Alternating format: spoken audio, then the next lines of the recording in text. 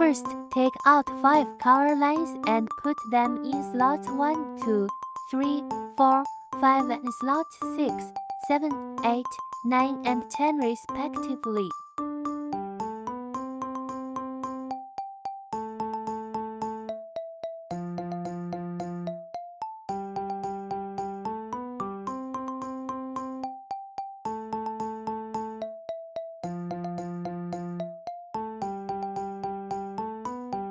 Step 1. Take line 1 on line 2, line 3, line 4, line 5, line 6, line 7, line 8 on line 9, line 10 with double knots on the right hand. At this time, line 1 is left in the slot of line 10.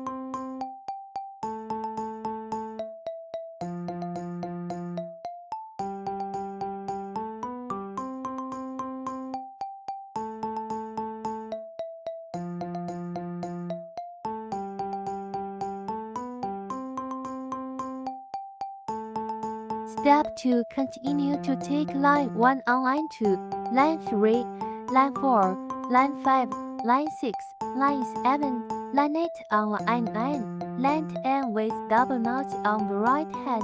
At this time, line 1 is left in the slot of line 10.